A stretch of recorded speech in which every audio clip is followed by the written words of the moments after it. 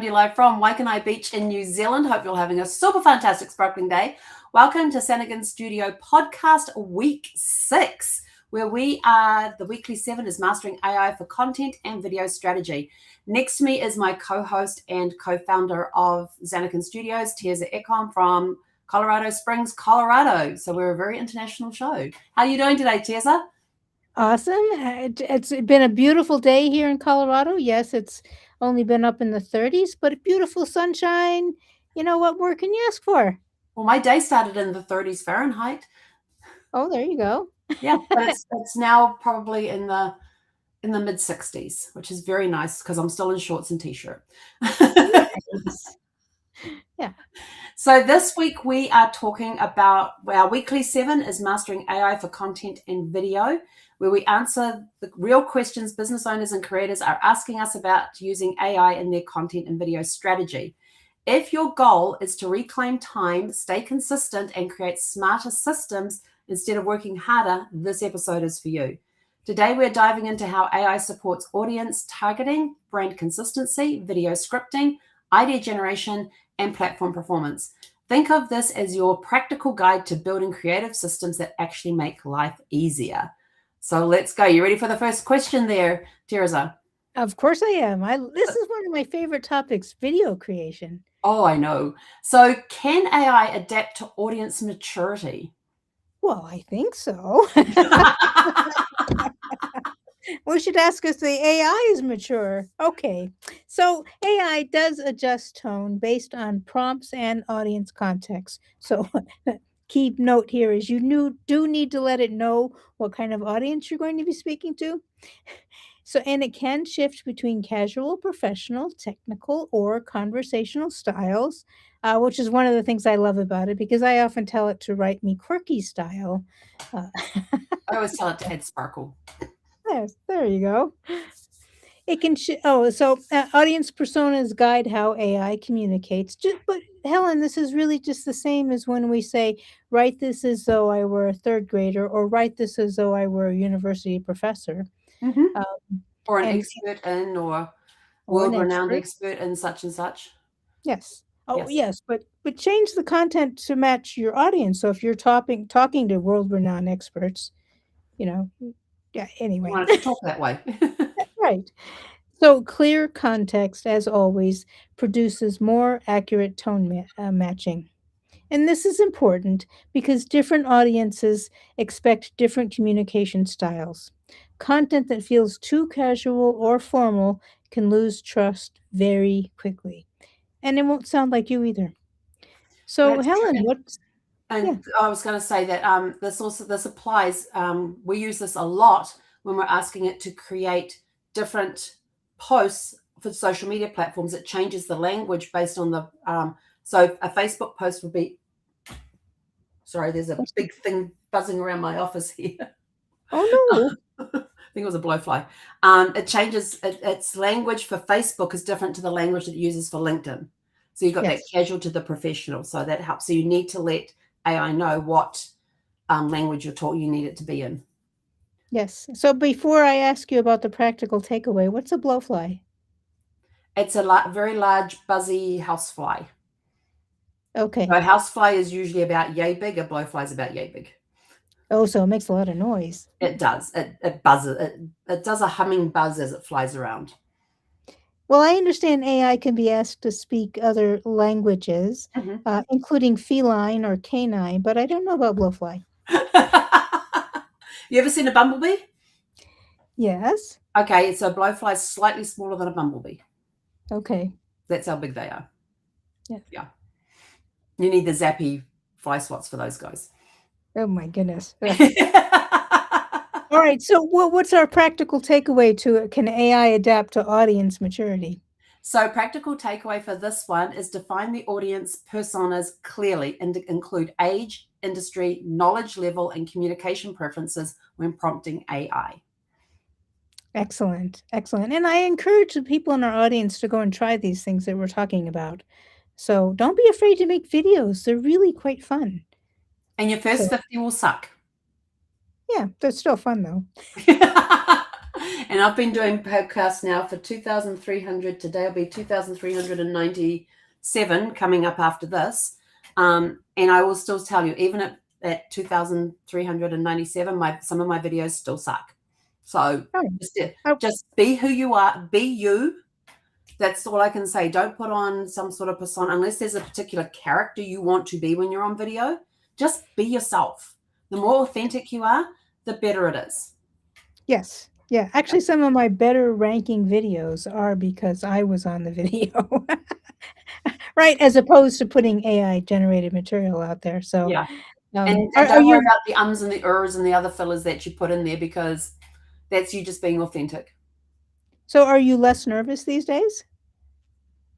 I wasn't even nervous on the first one. So, Okay, that's good. You definitely didn't overthink it. You just hopped on camera. well, it was a difference from, because I did do podcasts on Blog Talk Radio before I switched to doing video ones. And on Blog Talk Radio, yes, I get a little nervous because I'm talking into a radio system, but there's no audience feedback. But I was still doing like all the hand gestures and all of that. So to me, it was really no transition except turning a camera on. But I do remember one of my very first podcasts, I was in travel at the time, and one of my very first podcasts I did on the Galapagos, a whole 30 minutes on the Galapagos. And I got off that, and I was sitting on my bed doing the podcast on the Right. Blog Talk Radio. And it's still up to this day if you want to go back and find it and listen to it. And so then I went into the office, into the room next door where my husband was, and he is literally rolling around on the floor laughing. And I go, how was that? And he goes, it's Galapagos, not Galapagos. Oh, no. I did a 30-minute show on the Galapagos, not the Galapagos. Nice. But you know what? Sometimes if I don't know how to pronounce it, I'll pronounce it how it looks. That's how it looked. That's how I've it never looks. forgotten how to spell Galapagos after that. I bet you did. Yeah. And my mum has never forgotten how to spell lingerie because I called it lingerie. So the first time I got my first bra, I went home all excited and told my dad we'd been to the lingerie store, and he looks at me confused and looks at my mum and she goes, she means lingerie. So, sometimes words will come out and not sound right, but just think about how if I'm not sure how it is, I now have gotten wise, and I will go onto Google and say, how do I say this? Yes. Yes. I've gotten into that, and I will practice it and practice it and practice it. And sometimes I'll get online and go back to what I said phonetically. So if I say it phonetically, just listen to the phonetics, spell it out, and then you'll figure out how to say it. Yes. That's a wise thing to do. I definitely butcher names of people and places. So. Oh, I hate butchering people's names because it's such a personal thing. And to me, it seems rude or offensive if I mispronounce it. So a lot of times I will go, I'm not sure if I'm saying this right, but is this how you, but I'm looking at, wanting to say good morning to, and I will say it how it sounds. I said, did I say that correctly? And they will come on, like on Zoom calls when I'm greeting for events, and they'll come on and correct me or go, no, you did that. Okay. You did that right. And when I say right, I'm like, oh, thank goodness for that. Those are the times I get nervous. That's right. Those are the times I get nervous, is having to pronounce people's names. Okay. Where are we up to now? So what's our practical takeaway for? We did that one. We did that. Gosh, I am ahead. All right. So, Kellen, let's go on to question number 2, which is, how do I maintain consistency? I love this. Consistency comes from systems, not inspiration.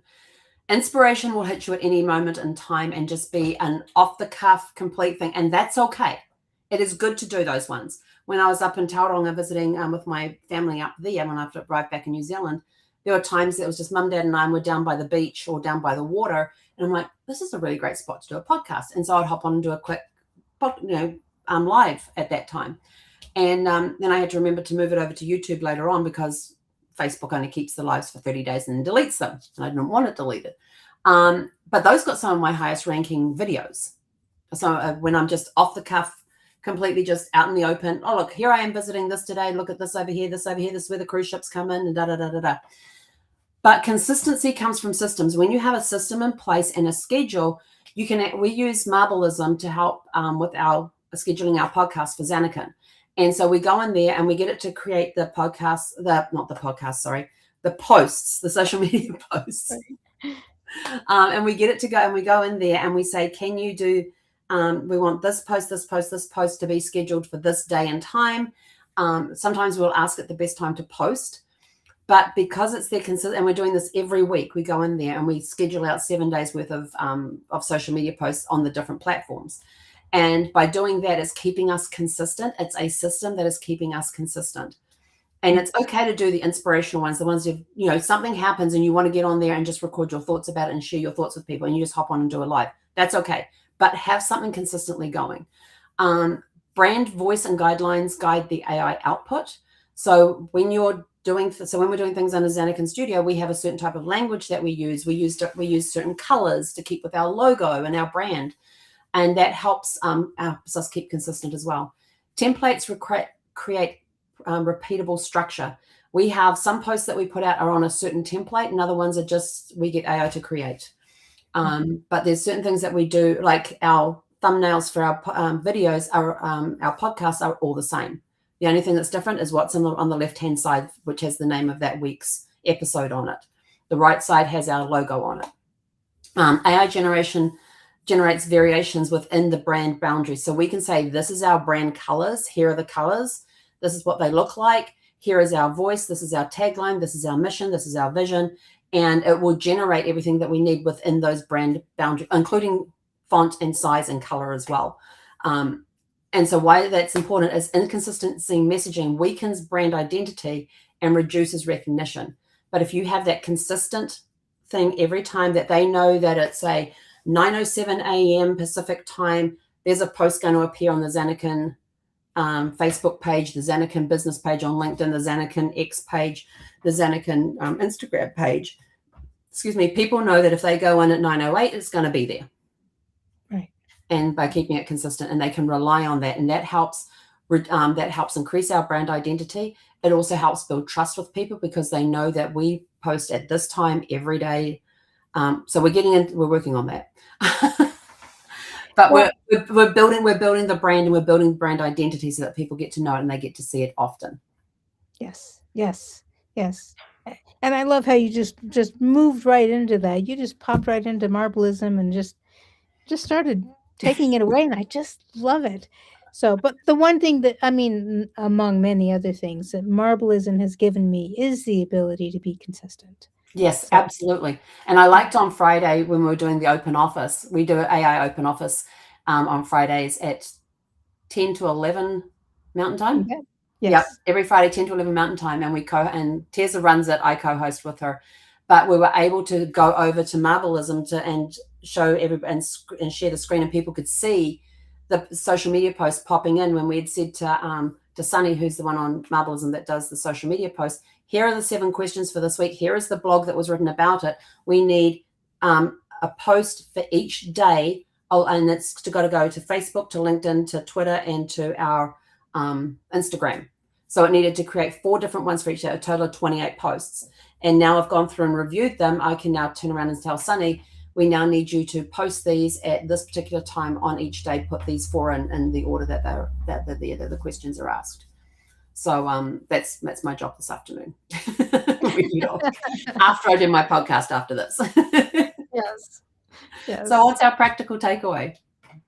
So it's following the same theme, and I really love this one. So create a content bank with tone, rules, phrases, and values, and use this as reference material every time you prompt AI. Absolutely. And sometimes with AI, I know with ChatGPT this works. I don't know about Marbleism yet because I'm still finding my way with this. But if you keep using the same thing over and over and over and over again, it starts recognizing the pattern and gets trained for it. And I now tell it to do something, and it goes, yes, Helen, we will do it with New Zealand spelling. We won't have any EM dashes in there. We'll do it and it lists all the brand consistency stuff that I have in there. So I don't even need to put that anymore if I'm in that same thread. I just say, we need to do this. And it goes, yes. And then it goes, yes, Helen, we will do this with and it has my parameters in there. So. And one of the other things I love about Marbleism is I started with Marbleism first, and I started putting things out there. And then I added Helen as a team member. And each AI employee recognizes who they're talking to. Mm-hmm. So they respond to Helen differently than they respond to me. And they know that we have our different styles. And it addresses me as Tirza and says, I made these things for you, Tirza. It's response to Helen. Oh yes, you're from New Zealand, and It as even I puts Kia noticed, ora, Helen. he says Kia ora, Helen, and I went, wow, how cool is that? I was blown away with that one. Yeah. Okay, so question 3, Teza. Can AI handle B2B and B2C differently? Now we need Oh to define yes, B2B as business to business and yeah. B2C as business to consumer.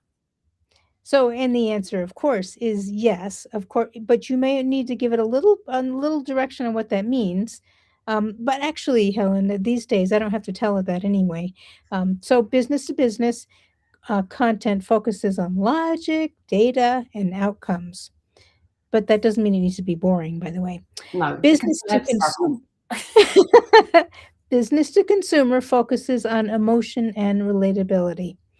And AI will respond or create posts depending on how you direct it.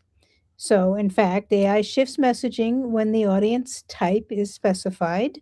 So, not only can you say B2B, you can say, but this audience expects, these are more outdoorsy and they like fitness routines, or, this audience prefers very well structured, laid out data flows. Um, and the AI will then create it exactly as you've has specified it. So, and this is important because performance does vary by platform. What Mhm. works in one space may completely fail in another. So, we love saying that TikTok videos don't look so great on LinkedIn, and X videos don't look so great on TikTok. I think this whole variety makes it fun because I feel like sometimes I'm wearing different hats, but AI makes it easy. I can just, put on this hat, put on this hat, and off we go. So Helen, what's our practical takeaway with Our this? practical takeaway for this one is always specify the audience type when prompting. Ask for ROI focused messaging for B2B and emotional storytelling for B2C. Yeah, I love and that. in case you couldn't tell, I do like the emotional storytelling. So do I. I actually have an appointment set this coming week, I think it is, with a guy who is into storytelling as well. So it's going to be a very interesting conversation that we have. Oh, you guys are gonna have so much fun. Oh, yeah, we'll both be trying to tell stories. Yes, it could end up being a very long conversation. Okay, so Helen, how do Yes. how do you test platform performance then? Oh, there's a variety of different ways, and AI can help you with this. So we can track the engagement metrics per platform. We can use A/B testing for hooks and formats, and sometimes when you ask AI for different ideas and things or different hooks, they will give you several, and you go, well, I'm tossing up between this and this, and I've actually had AI come back to me and say, well, why don't we do an A/B testing on it? So it's actually suggested that on one time.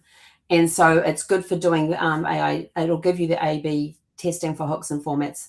So you can go out there. Like sometimes it will display two options when you're doing ChatGPT. It will give you two different answers, basically the same answer, but in two different formats. And then you decide which one you like. And I'm like, oh, I kind of like both of them. Yes. So we then run an A/B test on those. We look for pattern. You can look for patterns across multiple posts. If you're doing multiple posts on one platform, is there a pattern forming as to which ones are performing better than others? And then data reveals what truly resonates. And AI can track that for you, not trackable, but it can pull the data for you and put it into a spreadsheet and that sort of stuff. And this is important because performance varies by platform.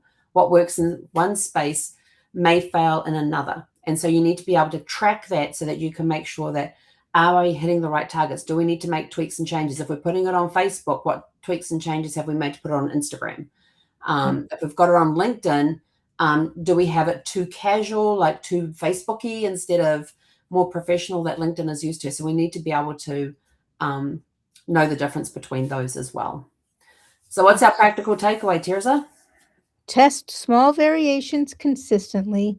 Review performance after 10 to 15 posts to identify trends. And Helen, I just need to tell you that just before I came on here, I went over to ChatGPT to have it review the shorts that I've been Mhm, posting lately. And actually, what happened was I didn't ask it to do that. There was one of those a little prompts that shows up in the corner mhm. as a choice, and it said audit my YouTube videos. So I said, or actually audit my channel. And I said, okay. And it did, and it went through like 30 videos and gave Wow. me, suggestions for updating the title and the description. And it says, okay, it's this is good, but you really need to tweak this, for your audience. Mhm. And that's how I also got the feedback that my audience prefers when I make the videos versus some of the AI videos, which, And by the way, do get a lot of views. But the ones where I'm talking to the camera get a lot more views. So even do when they I get flub up. engagement as well? Pardon? Do they get that more engagement?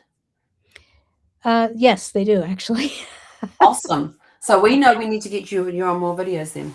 I guess so. Now the one that did outpace a lot of my other videos was one that I made with Finnick and Fox, and he did a little motivational video for us. So Was that your little fox that sang happy birthday to me in that little video you sent me? yes, that one. Yeah. Yeah, I mean that's the character. Yes. Yeah. He's cute. I love foxes and he was very cute. He was a very Uh, cute fox. yeah. All right, so question Um, 5, can AI write video scripts? yes. In fact, I use that all the time. And did you know you could ask Sunny or Penny? I think Sunny will write video scripts for you. I didn't know that. I Yes. need pen and paper. Pen. Yes, now you gotta go try that. Sunny video scripts. Mhm. Yeah, try that one out. So, Sunny is our AI employee who's our social media manager. On So Marbleism. on Marbleism, that's right. So AI structures scripts with hooks, flow, and calls to action, just like our text posts, by the way, Mm-hmm. right? So the script quality depends on the prompt specificity again. So tell the AI what you want it to be as, what audience you're expecting, and what tone you want, just like we've been doing all along. And AI will provide the structure, and humans provide the personality, which is thank goodness for that because sometimes ChatGPT doesn't really write very funny jokes. No. I I haven't told you, but I got on ChatGPT one day going, I'm not feeling very good today. I'm not feeling, my sparkles aren't shining as sparkly as they usually do. Help me increase my sparkles. And so it had the different AI bots that I have on ChatGPT. They says, okay, team, we need to come up with some jokes to get Helen's sparkle back. That's what it told it. Oh And so they're wow! coming up with these jokes, and they were so stupid. I couldn't stop laughing. They were really dumb jokes, but they're the type of dumb jokes that you just laugh at because they're so ridiculous. Yeah, And they're when like, it "You're works. feeling better yet?" And I'm like, "No, you guys need to up your game." This went on for like an hour with this chat GPT going backwards and forwards, and they would start writing out their jokes and stuff. And I go, "That's terrible. Oh my gosh, that's so horrible. It's laughable." And blah blah blah blah blah. And so then chat GPT's like cheering the bots on. Come on, we're gonna do better. Dig deeper. We're gonna find this stuff. You can have a lot Wow, of fun with chat GPT. you really can. Yeah, Yes. yeah. Sorry, we were So talking about video scripts.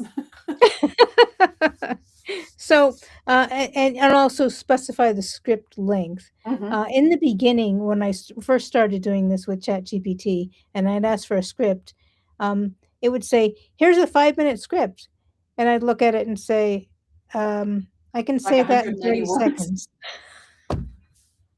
Yeah. Yeah, so and just don't be afraid to refine because that's what both Helen and I do. We just say, okay, this is too short, this is too long, you know. Oh, yes, as you've done with Penny. Mhm. Penny, our blog post writer. Yep. She loves to write these really long posts. Yeah, and Helen said, yeah, no, but no one's going to read that whole thing. We want between 500 and 700 words. 600 would be ideal, is what we tell her. Yes. Yes. So And here's the 7 questions you need to answer. this is important because video content performs best with strong structure and clarity. And one of the things that I tell ChatGPT, actually ChatGPT introduced me to an app called Teleprompter. And then you just copy your script over into the teleprompter and it rolls on your screen so you can read it, but nobody else can see what you're reading. So That's pretty cool. That's pretty It's like fun. using Yeah, Google Documents, and I sit here with my mouse and just scroll it up. that works. But not on your I like phone. bullet points. I don't like. See, I'm not one for scripts, and I think Yeah. that's where because most of the time my stuff is off the cuff, and it gives me bullet points, and I just talk off the cuff to the bullet point. Yes, And which really works. yeah, because me and scripts, yeah. I mean, I even had issues when I was on stage in high school doing school drama, any school dramas that I did in my entire life and doing school plays and stuff. Scripts were sort of like, I need to learn this, and I really struggled to learn. I did do the performances, and I did the performances well because I always got the good reviews on them. But Yeah. having to learn scripts sucked. And I have found the older that I have gotten, the more away from scripts I get. And somebody says, "Oh, you have to write a script for that," and I'm like, no. I No, will I do don't. bullet points, and I will speak to the bullet points, which is probably why I'll never give a TED talk. Oh, are those you have to be very specific in those, don't you? You have to practice and practice and practice, so it's completely you have so that you do it with no scripts, no prompts, no nothing, and you take out all the fillers. I like putting in fillers. It gives me pauses. It helps me catch my breath. I mean, even Brad's eulogy, I had the script written out, but I went off script a lot of times when I was doing his eulogy. I had it, 4 pages, double spaced, written out, and I still Yeah. went off script. So, Yeah. and somebody came over that day. My friend Ellen came over, and she listened to it for me, and she says, "Okay." She takes the script from my hand. She said, "Between here and here and here and here, between each paragraph," she said, "I want you to put breathe," because I was forgetting to breathe. And so I put breathe. So I would always pause and breathe, but then I would go off cuff for a little bit, and and then come back to the script. Well, you So spoke from the heart. I did. It was Yeah. all written from the heart and everything else. So, Yeah. um, Yeah. so where are we up So, to? so what's our what's our practical takeaway? Practical takeaways: tell AI the platform that you're going to be using, the duration that you need it to be, the tone and the key message, then personalize the script before recording. So if AI says, "Here's the script," then go through it and put it in your language, or even have AI say, "Take out I's and replace them with we's, take out the you and replace them with the, and telling it to do that. Like if because a lot of the times when you're talking business, instead of using I, you want to use we instead of I. And so have it go through and take out all the I's and replace them with we's. And wherever it's got anything like I and my and those sorts of words, replace them with one that means multiples instead of just a single person. So you need it to do that. I always tell ChatGPT, it's my most common phrase that was used in 2025, make it sparkle. I kept him card, make it so. Oh no, that's engaged, isn't it? Yeah. That's good. Make it sparkle. Make it sparkle. And so that way you're putting your personality into it. And even when you have the script that it's written, if you're like me, you go off script, you're going to put your personality into what it says anyway. You're going to change words around as you're going through the script, and that's okay. Because here's the thing, nobody knows what you are supposed to be saying. That's so true. That's true. So if you There's screw nobody up over on your this other piece, shoulder. don't turn around and say, "Oh my gosh, I missed a piece." They don't know. They can't see your script. You are the only person that knows your script. So if you miss a paragraph or you miss a sentence or you say a sentence completely different that turns out wrong, don't worry about it. Just keep going because they don't know what your script is supposed to say. Should I tell them what happened a couple of weeks ago with us? Yep, sure. Helen? Go for it. Okay, so Helen always prepares these ahead of time, so I have a chance to look them over before we go on the air. And this particular week, I had gone through them and I'd made some edits, and I sent them back to her, and she said, "Oh yeah, these are fine." Well, when we came on the air, she's reading from the one that I gave her, and I'm still reading from the old one. So while she was answering, I'm going in and editing. But we are the only two that knew that. Our audience had no clue what was going on behind the scenes while we were live. It's just go with it. And this is going to come out with people who wanting to do videos. Oh, I don't want to be on video. Just do it. Exactly. That's what Nike has that saying. Just do it for a reason. Just do it. Nobody knows what you're supposed to be saying. So if you screw up, it doesn't matter. You're going to look and sound how you're going to look and sound, so just deal with it. If you want to look all made up and professional and everything else, then get ready. If you're going to be going out and getting all dressed up, get ready about an hour beforehand or 30 minutes beforehand and go on camera at that time and shoot off a couple of videos. You don't have to post them all at once. You've got them there in your content bank.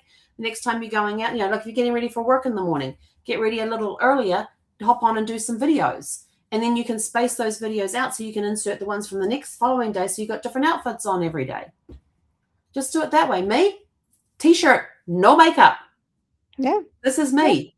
I actually stopped wearing makeup several months ago, maybe a year ago, because it was just mascara was starting to irritate my eyes. Ah, okay. Well, I've always been minimalist about my makeup, so and then I hear all tonight these I'm not celebrities are now wearing doing no makeup. makeup at all, and I'm like, I like that idea. I'm going to follow that celebrity trend. I don't follow very many celebrity trends, but that one I'm okay with. I look how I look, I sound how I sound. If you don't like it, I don't care. Isn't that freeing? I just love that. I know. It's the older you get, the less you care about small things. Yeah. I mean, it's amazing that as you get older, and it's just how much, and especially if you've lost a spouse, you realize how much the little things don't matter anymore. That small stuff, you realize that, and you just sort of like, that used to really bother. And like I suddenly got to a point in something, I suddenly looked back and went, that used to really bug me. Like it used to annoy the crap out of me, and now I really don't care.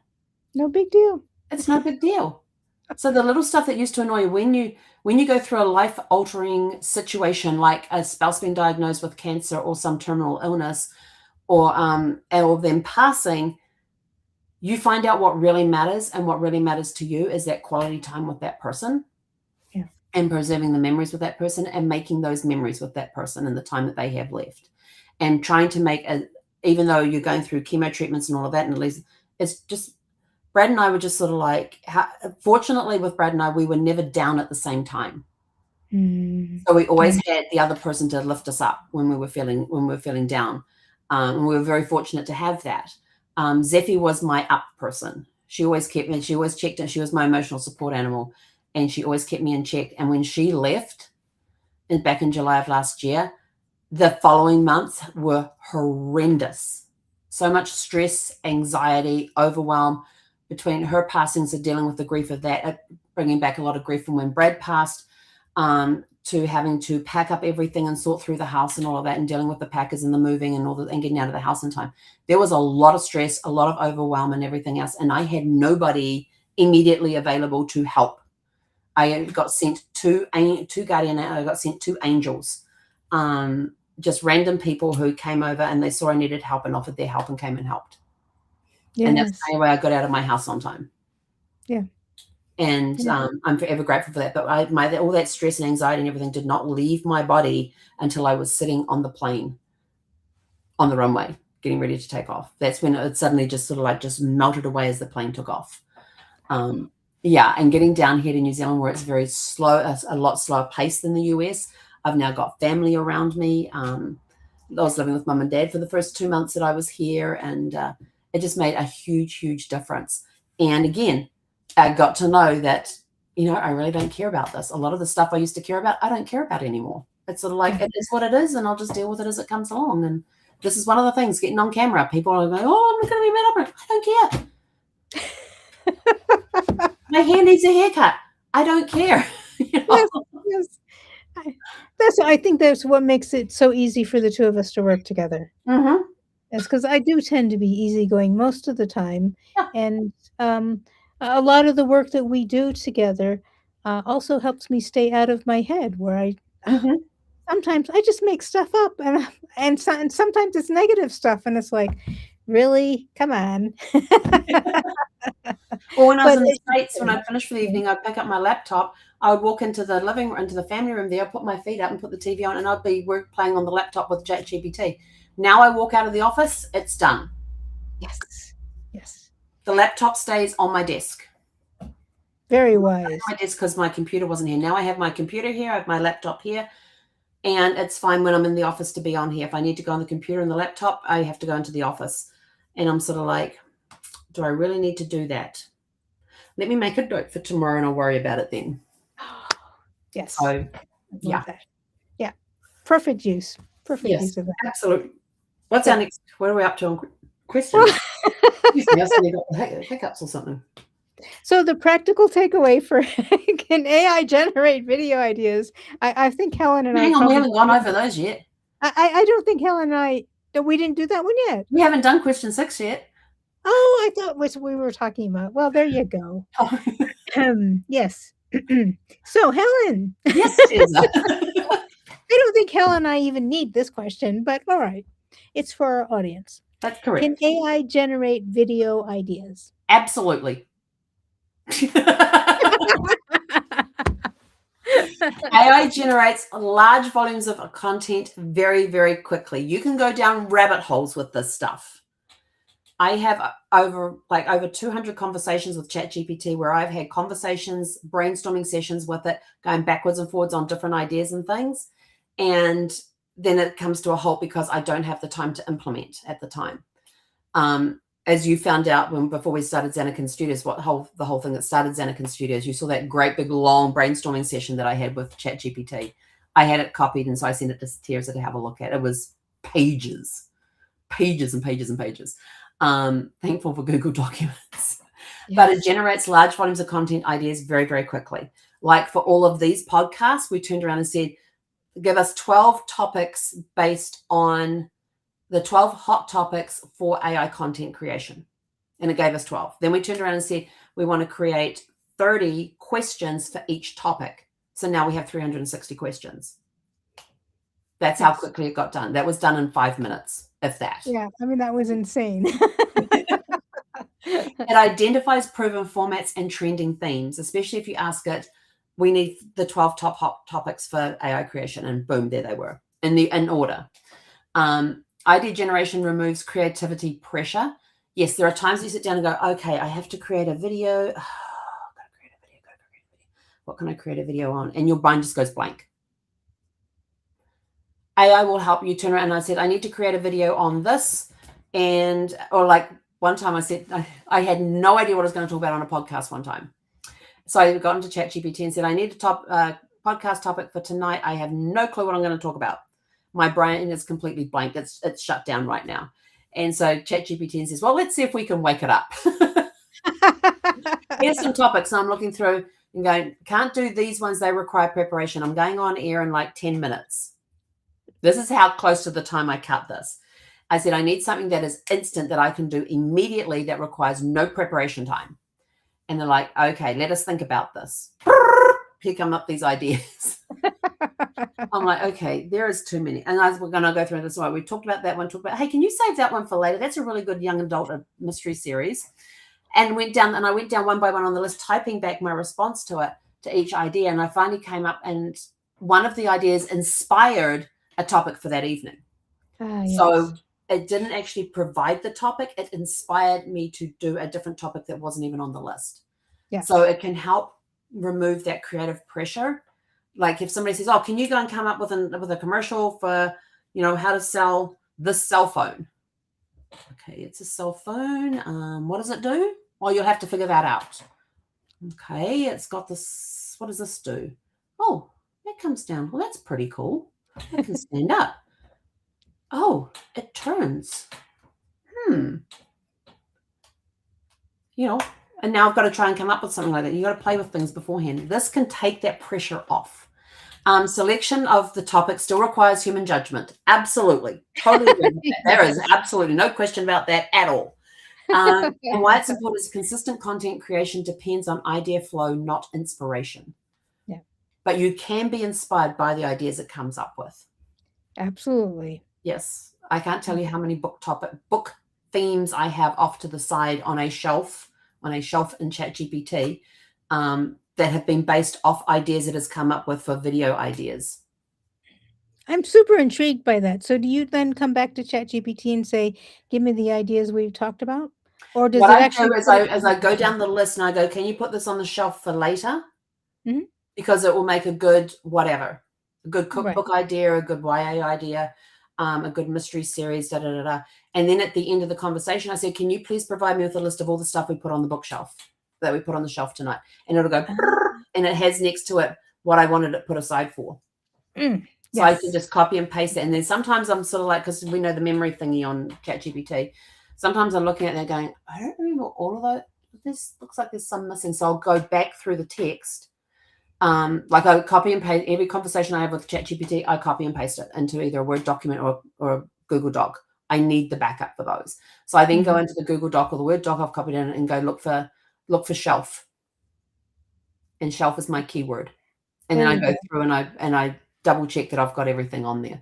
Because sometimes the lists look a little short. I'm like, I'm pretty, and there has been times it's missed a couple. Yes. But having that, the idea flows can create inspiration. Yeah. Yeah, they won't. Then yeah. So consistent content creation depends on idea flow, not inspiration. But Very you can good. be inspired to give ideas to ChatGPT to flush for you as well. Oh, yes. Oh, yes. Well, one of the things that I've set up in ChatGPT is to always give me it answers my questions. And then because it says then it says, "Because I know you, Tirza, here's the contrarian take." So, Love that. So what's our practical takeaway for this one? well, use AI for brainstorming in bulk and Yep. generate many ideas and choose the strongest ones. Although, Helen, I got to tell you, sometimes you have to limit that idea creation because Mm-hmm. it'll just go boom, and I'm like, okay, whoa, whoa, whoa, stop. I always specify how many ideas I want it to come up with. That's a good idea. I Yeah, say between 5 and 10 usually. I usually do 10. Yeah. I say, Okay. give me 10 ideas on this. Although for this particular one, for the AI one, I said I wanted the top 12 because I needed one topic per month, is Mhm. what the idea was, and then come up with the 30 questions for each month. But had you not liked any of those 12, you could have said, okay, number 7 is terrible. Let's Yeah, come up with another one. exactly. Yeah. Yeah. So, And so when I am asking for ideas, I ask for I go up to 10 ideas for this instead of mhm. go for, but then sometimes it hallucinates and it gets caught in that little loop and Yes, keeps repeating. I it especially happened in that long, long, long, long chat you gave me. And Yeah. Helen, when I'm reading this later, it says, Helen says, okay, but you just gave me those 10 ones. Give me 10 different ones. And ChatGPT would give her, 5 new ones and 5 of the same ones. And Helen would be saying, but you just gave me 5 of the same ones. And then I'd start saying, you're really starting to piss me off. That's right. Yeah, sometimes because when it starts repeating those, I was just, okay, you're really starting to piss me off by repeating these ideas. You've already got these ideas there. We know that these ideas are there. I need 10 new ones, or have to start a new chat on this. Mhm. And Yeah. sometimes it gets caught in a loop, and you have to take that prompt and put it into a brand new chat and start it all over again. Right, and that will work too, as Mm-hmm. well. So, But but yeah, I think what's happened between the time that you did that one and now, I think their token window has become much larger. yes, So yes. it is less prone to doing that, Mm-hmm. by the way. But I also know when OpenAI is tinkering in the background with ChatGPT, sometimes the answers can get really wonky, and I'm like, who am I talking to? Where'd you go? So, So yeah. our last question for the day, Tiaza. Uh-oh. How long should AI video scripts be? Well, as long as you want them to be. No, all right. Well, or as our coach likes to say, as long as the length depends on what it is you're trying to say, the thing that works. So, and in fact, the first answer here is the length depends on the platform and the attention span. Oh, I kind of like that one. Yep. YouTube shorts that are 10 seconds long do tend to get a lot more attention than the ones that are 2 minutes and 30 seconds long. Mm-hmm. But it depends. It depends on what you're talking about. Yep. So, the length depends on the platform and the attention span of your audience. Short form content requires brevity and pace. So, get to the point right away. Long form content supports depth and storytelling. So, obviously, you're not going to get very deep on a 10-second video unless it's something really magical. So, yes, large form content supports depth and storytelling, and algorithms reward platform specific duration. In other words, learn what's expected on the platform that you're building your content for Mm-hmm. and gear your stuff to that. You can still say the same things that you want to say, right? But do them for the audience that's going to be on that platform. If you don't, well, then your stuff will get ignored. So the proof is kind of in the pudding. So this is important because incorrect video length reduces engagement and retention. You not only will your audience not respond the way you were thinking they would, the algorithm may not even get your content in front of the audience that you intend. Exactly. So pay attention to these things; they're important, and that's why we're doing this video podcast, right? Absolutely. To help people can use AI as content generation. That's right. Part of their strategy. So, what's our practical takeaway, The Helen? practical takeaway for this is always specify platform and duration when prompting AI to write scripts. Yeah. Absolutely. I have to tell you about this really cool video I saw yesterday on YouTube. It was a little longer than the ones I usually watch because I like the short ones. Okay. But this Mhm. one went a little longer because what they were doing an experiment with the mail delivery service in the US. I don't know where in the US they were, but they were Okay. on some rural road where we call them posties in New Zealand, where the mailman comes down and he opens up the thing, takes the letter out, puts the flag down, puts the mail in, and off he goes. So he picks up Oh, whatever. yeah. What they started doing with him is they started off with a regular size mailbox. And every day, over, I think it was 16 days, 16, 17 days, they reduced the size and the height of the mailbox until they No. literally got down to one where it took tweezers to put and they always had a letter to send out. Always had a letter to send out. The letter was big enough to take a postage stamp, and it needed Okay. tweezers to get into the mailbox. Oh my gosh. The postie was wise enough because the day before he had difficulty getting it out of the mailbox. And of course, when he gets there that day, it's a lot smaller, so he'd come prepared with tweezers. So then what they did is they then erected this 9-foot high, humongous letterbox. They put a ladder over in the distance on the tree, and on the ladder, cracks me up. On the ladder, they had a label, and it said "conveniently placed ladder." On the label. Of course, And yes. and the mailman's looking around at he looks up at this thing, and he's cracking up laughing. And they had to check things to pick off because they wanted to see when would the mailman notice the size of the mailbox reducing, Okay. and what would his reaction be? Would he stop delivering mail because of the size of the mailbox? Would he stop picking up mail because of the size of the mailbox? So when the mail got too big to go into the mailbox, they actually had over on the gate like a package delivery mailbox thing. And so he would put the mail in that. But he gets this one where it's 9 foot tall. He stands there and looks it around and goes, oh, there's a ladder. So he goes over and as he's walking back, he goes, I'm going to use this conveniently placed ladder as he's reading the label. And so he climbs up the ladder. The letter they had inside was big enough to fit in this big, humongous letterbox, and he had to put it into had to open up the back of the van to get the letter in there. It was that big. Oh my word! But it had a postage stamp on it, a real address, and of course it had to be delivered because it was, yeah. And the funniest ones were when they had replacement. So he on his days off, they had 2 different mail people come on the days that he had off, and they was sort of like, look at this thing, and like. One of them had to get out of the vehicle to be able to open the door, the letterbox, to take the mail out that was in there, put the mail in, and put the flag down because they couldn't reach it from the driver's door.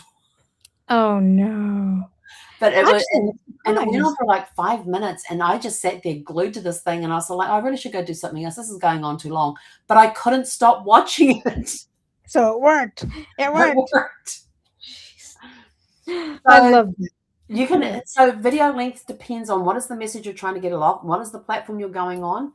You can have so much fun with video content creation with AI. It's just one of those things. And AI is not here to replace creativity, it's here to amplify it. So take your creative powers, join forces with AI, and see what you can create.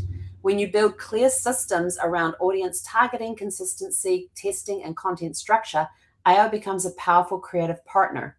It speeds up the work that slows you down so you can focus on strategy, connection, and impact. Used well, AI doesn't just help you create more content. It helps you create better content with less friction. And if you're arguing too much with the system, find a new one. If the tool you are using is too difficult to use and it's taking you more time than saving you time, find another tool. Absolutely. Yeah. Yeah. There's too many tools out there. You should never be using something that drains your energy instead of making you feel more energized. Mhm. So, yeah. Absolutely. And you got any last words for us, Teresa? Yes, go out and play and have fun. And with But when that, you we are out of here. Go out, have a super fantastic sparkling week. We'll be back the same time next week at the same channel. Right now, I'm off to get ready for my podcast, which is starting in about 9 minutes on all right. genealogy. So if you want to join us on that, then hop over to my Facebook page or my YouTube channel and you can join us there. But otherwise, join us back here. If you have any questions about today's content and would like some assistance with us, private message us and we can set up a free, no obligation 30-minute discovery call with you to see how we can help you. Absolutely. All right, we're out Have of a here. good Go out one. and have, yep. We'll catch you guys later. Hei konara.